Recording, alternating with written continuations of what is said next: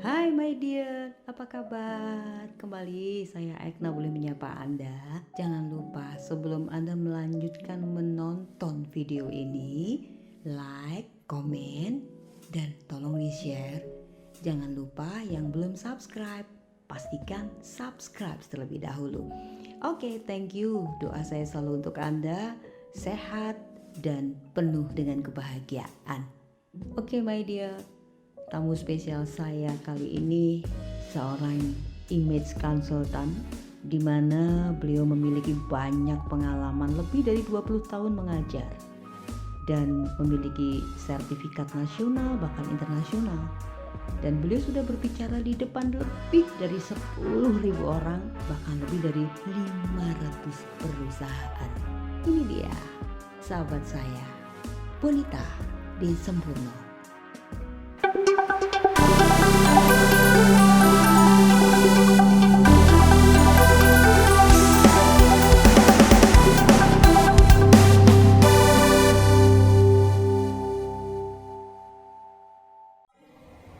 Hai my dear, jumpa lagi bareng saya Ekna yang pasti, dan saya ada di tempat yang sangat menyejukkan, membuat kebahagiaan di hati saya karena saya bertemu kembali dengan sahabat saya, iya Mbak Bonita. Hai, apa Apa kabar? kabar? Sama, kabar baik ya, kabar baik.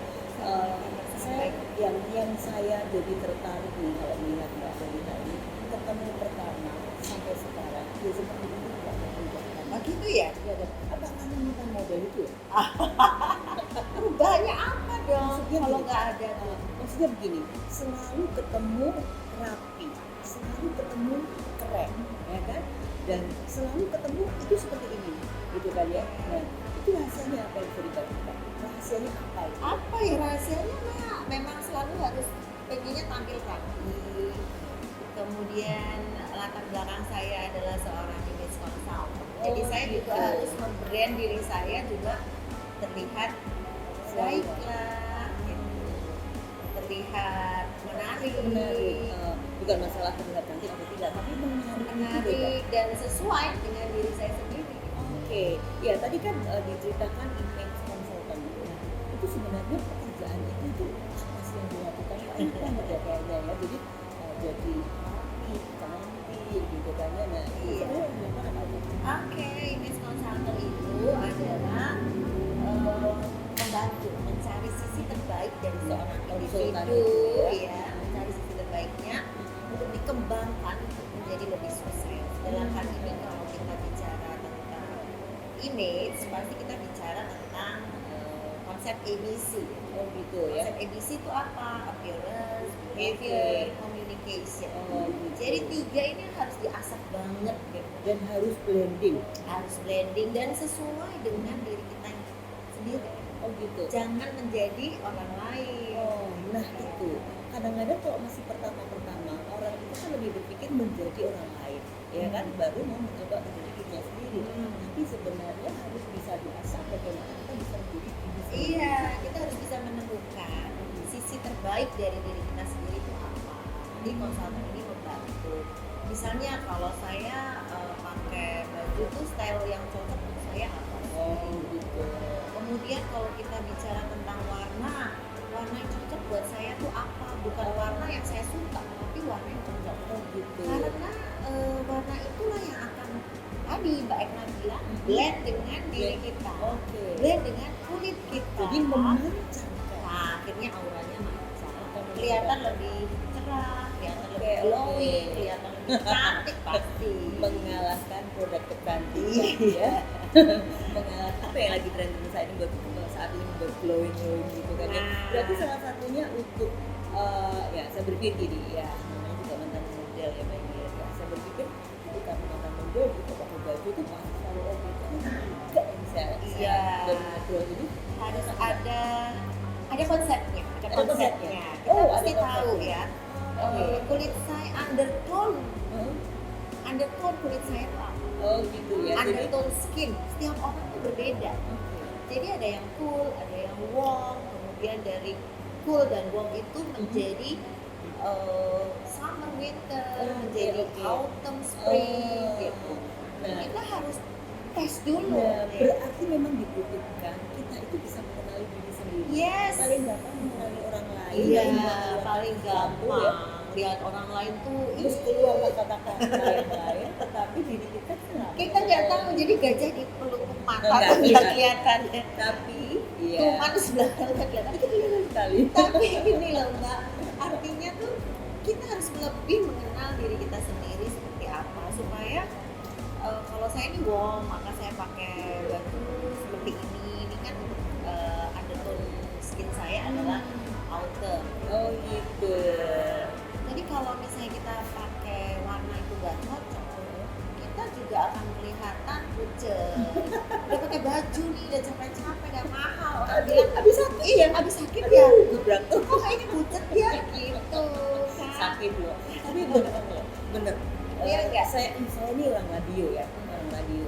Suatu hari ada narasumber yang datang, terus penyiarnya tuh bilang apa? Aduh, kenapa kok nggak semangat? Apa yang terjadi? Nah, si narasumber itu langsung telepon, kasih tahu tuh anak buah kenapa dia ngomong kayak gitu. Emang kenapa? Setelah saya sadar, dia pakai baju. Lah, itu dia, warna itu sangat berpengaruh. Kalau kita bicara personal branding, Iya. kita kan ingin menjadi sesuatu yang jadi yang terlihat kan Glowing, antara personalnya glowing. di antara semua yang sama kan Gitu gitu ya, jadi personal glowing gitu. ya kita harus menonjol kan kita harus menonjol Iya, di betul. sisi apa, di sisi karakter kita, di sisi warna kita, di sisi supaya kita orang menjadi notice lah dengan kita Iya. itu siapa gitu. Ada ketertarikan dan keterlibatan dengan hati Iya, mata dan pikiran. orang akan Oke. apa ya. Ya. Oke, by the way nih Mbak Bonita, apa sih yang melatar belakangnya Mbak Bonita kok bisa belajar seperti ini atau karena dulu mantan model itu kan itu apa gitu? Apakah pernah melihat seseorang yang mungkin pakai baju tabrak lari? Tapi kalau dulu kalau kita pakai baju batik bawahnya nggak batik itu ya itu pasti dikatain nggak bener. Kalau sekarang kan batik aja nggak apa-apa kaget gitu kan ya. Iya, nggak Apa yang latar belakangnya? Jadi satu latar belakang saya memang model, ya itu juga mempengaruhi loh dalam karir saya Image-nya sekarang, dipegang gitu terus ya. Kemudian saya intinya adalah karena saya senang aja. Aku nggak senang. Dan gini, karena saya Iya. juga pernah menjadi seorang PR manager, di mana kita bicara image juga, gitu. Dan saya ingin membantu banyak orang tuh apa sih menyadari gitu. Artinya selama ini tuh kita kadang-kadang berperilaku, berkomunikasi, berpenampilan tuh tidak menyadari bahwa saya ingin dilihat orang seperti apa sih Gitu atau justru cuek ya? ya. Banyak orang seperti itu kan, tidak menyadari bahwa saya ingin dilihat orang seperti apa. Kalau bicara personal branding, kita mesti sadar bahwa saya ingin dilihat orang sebagai seorang profesional. Sebagai seorang profesional saya harus apa? Nah itu kan kembali lagi bahwa Iya, saya harus membenahi diri saya. Nah ini yang saya ingin membantu banyak orang menemukan itu. Betul. Kemudian yang ketiga adalah saya ini trainer gitu. Salah satu pelengkapnya adalah saya harus bisa dong bantu orang Untuk iya berpenampilan lebih baik. maju pada Iya, berpenampilan lebih baik, lebih menarik, lebih sesuai dimanapun dia berada.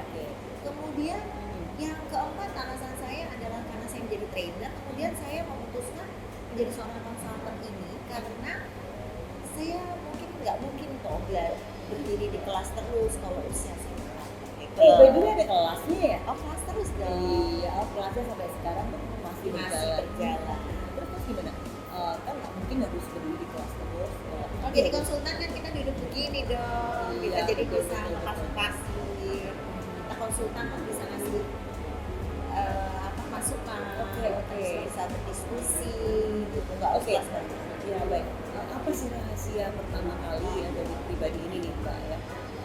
Kepedean kita dalam berbusana dalam apapun gitu ya seperti kayak gini itu sebenarnya modal utama apa yang ada dalam pikiran ini supaya kita itu langsung jadi kayak berteman dengan apa yang kita pakai untuk Indonesia. Iya, balik lagi sih. Kita harus tahu who am I. Oke. Sisi lemah saya di mana? Sisi lebih saya di mana? Saya harus fokus pada kelebihan saya. Diasah, di-upgrade. Sisi kekurangannya ya diperbaiki gitu. Jadi kita mesti selalu evaluasi juga mau menerima masukan dari orang lain. Ini pantas gak sih? Aku jangan ngeyel, "Ih, kamu kayaknya bagus ya pakai itu." Misalnya ada orang, aku suka kok gitu. Ada orang yang kayak gitu kan, gitu. Tapi kalau orang sini sih memang kita bisa bermasalah dengan kata-kata yang makanya dikatakan. lah daripada dikatakan seperti itu kan mesti kita mesti evaluasi. Oh iya ya, Better, oke, ya. saya nih cocok yang mana? Saya harus seperti apa? Saya ingin dilihat balik lagi. Setelah saya tahu diri saya sendiri, balik lagi saya ingin dilihat seperti apa. Jadi contoh yang paling gampang deh, kita berpenampilan nih, mau berangkat ke kantor, Iya. kemudian keluar rumah, kemudian tetangganya bilang, "Mbak Etna mau jalan-jalan kemana?" Waduh, berarti salah-salah dong baju saya. Nah itu kan satu masukan Salah sebetulnya kostum. buat kita. Oke, betul. Iya. Kita harus tahu, saya bekerja as a profesional di mana, di bidang yang manapun itu juga ada pembatasan masing-masing sih, gitu. Tapi betul ya. Kalau saya berpikir tuh jadi ya misalkan kita di atasnya pakai bajunya adalah baju kebaya gitu kan ya, tapi danau udah hidup dan udah rempong gitu kan, bawahnya pakai sepatu cat. Sebenarnya nggak apa-apa, asal Nggak matching apa-apa. aja dan lokasinya di mana. Nanti kita akan bahas ya. Nah, ini apa yang disampaikan oleh Pak Kalo ya. Jadi sebenarnya nggak apa-apa yang penting mention gitu ya. Nah, Tapi nanti ada akan aturannya dibahas. dong. Nanti akan dibahas ya. Gitu. Tapi gini, sebelum kita ngobrol lebih jauh lagi, ada pengalaman khusus nggak sih? Ada pengalaman khusus nggak sih sampai Mbak Bonita berlari sejauh ini? Jadi dulunya pastinya ya memang seorang model itu kan mau membawa integritas Iya, gitu iya. gitu kan ya. Terus seperti apa kok sampai akhirnya jadi seperti ini? Berarti ada sebuah mimpi ya. Nggak Iya. semuanya kan seperti itu. Oke. Ada banyak model yang akhirnya Biasa-biasa aja. Itu tuh apa yang bisa dibagikan? Nah, saya itu kan berawal dari sebuah mimpi, memang. Mimpi saya itu waktu kecil, SMP, saya udah punya plan bahwa saya akan bekerja di dunia perfilman. Oh, jadi sempat dong? Iya. Iya. Terus saya itu, loh, proses saya untuk menuju itu tidak mudah, panjang banget. Jungkir balik. Panjang banget. Artinya begini, saya dulu kan lulus SMP, masuk SMA pariwisata di Jakarta. Diterima cuma 25 orang se-Indonesia, saya nggak masuk gitu loh ya. Aku nangis. Terus saya masuk SMA biasa. Tapi di SMA biasa kan saya juga nggak terlalu yang ngejar prestasi ini lah. Fokus saya adalah saya mau bekerja di hotel. Kemudian apa? SMA lulus. Nggak terlalu oke. Nggak terlalu Lumayan. Tapi saya sedih deh, udah oke semua ya. Lumayan. Bukan nggak oke banget sih ya. Tapi di Bali tidak oke itu ada keokean. Ya, Nah, lanjut, terus Mbak. lulus SMA saya diterima di Akademi Pariwisata di Trisakti di Jakarta. Tetapi ibu saya bilang apa? Karena saya waktu itu kan ada perintis mil zaman Iya, tahu dia betul, usianya deh. betul. Kelihatan nggak apa-apa. Tapi nggak kelihatan kok ya. Tahu deh dia Iya, usianya ya. iya. Usia. Masuklah di BP 4, perintis 4 itu kan masuk IKIP loh saya. Zaman segitu. Iya, so Masuk IKIP loh, IKIP juga asal-asalan. Saya pikir kalau saya pilih bahasa apa yang nggak diminati supaya saya diterima gitu ya. Oke, saya diterima loh. Bahasa Jerman tahu nggak ikip sih? tapi. IKIP halaman, keren gitu, banget. gitu. So Zaman itu isinya artis semua. Di situ waktu perkenalan pertama aja lucu banget, saya tuh nggak pernah dapat bahasa Jerman loh Mbak. Jadi waktu saya semua kenalin ngomong apa ya ini ngomong gimana sih, saya tahunya satu jadi panik, saya udah awal aja panik, seterusnya panik gitu, nggak selesai. Saya di bulan ke-6 apa ke-7 saya memutuskan saya berhenti. Apa komentar keluarga saya? Gila, kuliah kok mandek begitu saja. Nggak, saya akan buktikan bahwa saya memang tidak di sini. itu sudah jadi model. Udah jadi model. Oh, sudah itu ya. Saya buktikan saya nggak di sini deh gitu ya. Saya buktikan saya lebih mampu dari di sini. Saya akan bekerja dan berkarir di hotel. Oke, 6 bulan selesai, 7 bulan saya nganggur, masuk lagi lah saya ujian UMPTN itu kan. Terus saya pilih yang gampang lagi, yang mana ya? Saya dari Jakarta. Yang Oke, dipilih apa tuh? hukum Undip, Nggak gampang itu juga. hukum Undip sama HI UGM. Salah pilih lah kali, masuknya di hukum Undip. Oke, hukum Undip ya udah masuk tuh ya. Oke, masuk. Saya kuliah itu juga banyak kan kerja jadi model. Kemudian saya pernah jadi penyiar radio di Radio Gajah Mada. juga pernah jadi penyiar Jadi penyiar radio. Terus saya tuh juga pernah jadi pengisi iklan Mbak di Jakarta. Oh gitu. Masih ingat ya iklan apa itu? Alba, jam tangan, Oh jam tangan. Oh iya.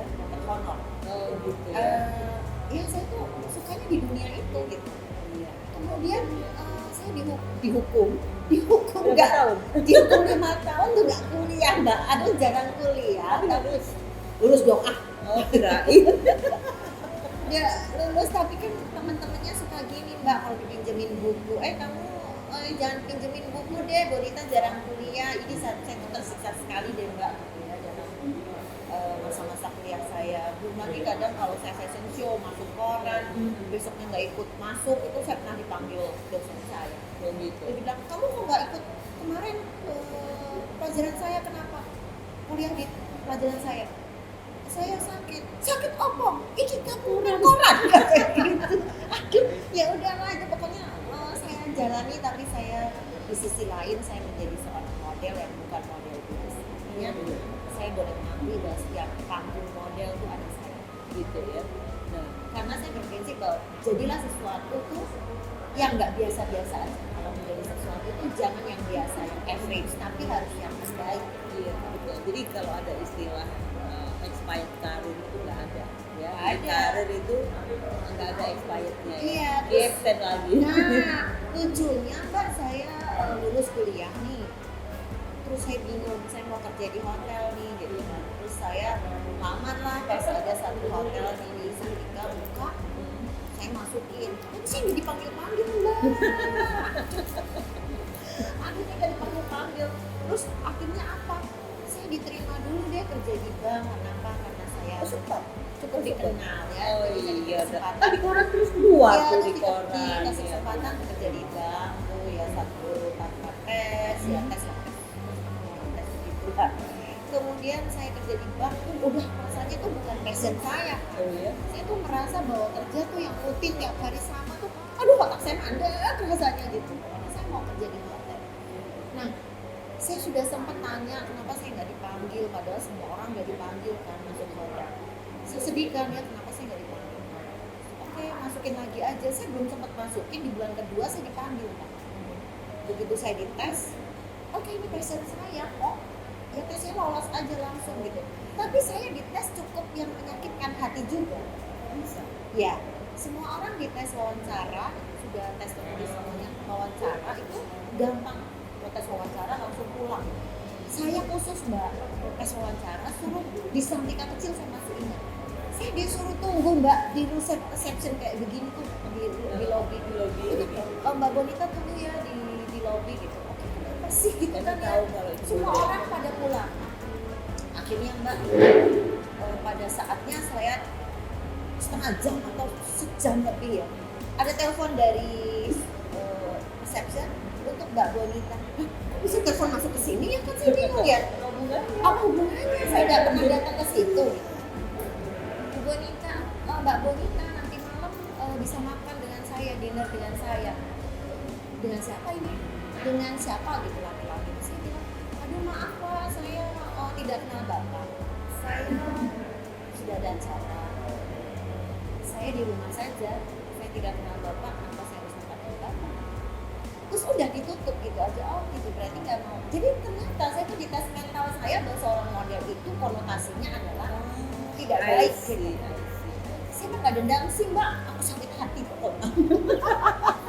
Saat itu, saat itu ya, saat itu. Iya, terus saya akan tunjukkan. Kita nggak boleh judge orang seperti itu. Profesi semua orang sama dan memungkinkan orang untuk menjadi seperti itu. Iya kan? Iya, iya. Nggak boleh average. Kalau ini begini, kalau ini begini. Gitu. Dulu mungkin persepsi orang juga kalau masuk hotel pun juga kan, aku nggak ngapa-ngapain, udah ada juga sih teman saya Iya, yang bener. pas nganterin anaknya balet dia bilang, Bun aku nggak ngapa-ngapain. Loh, emang yang bilang ngapa-ngapain siapa gitu loh. Itu pikirannya sendiri. Dulu ya, sekarang kan udah bergeser sekali.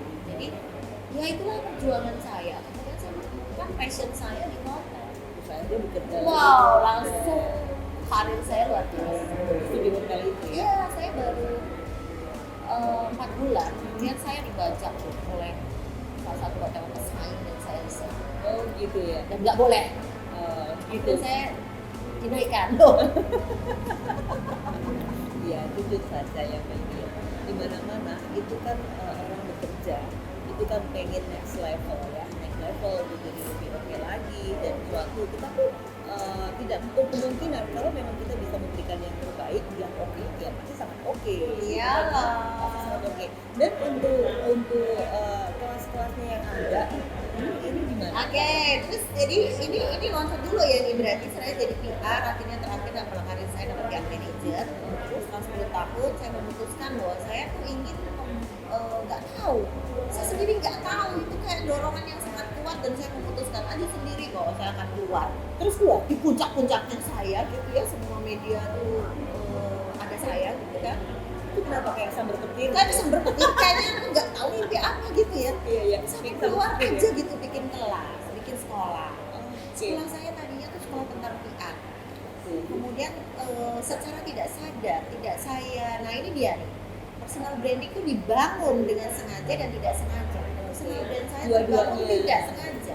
Oh, Artinya bahwa saya tuh membuat sekolah tentang PR, tapi yang terjadi adalah saya diminta oleh pertama kali saya masih ingat itu sebuah organisasi dan wanita pemerintahan itu meminta saya untuk mengisi di kelas.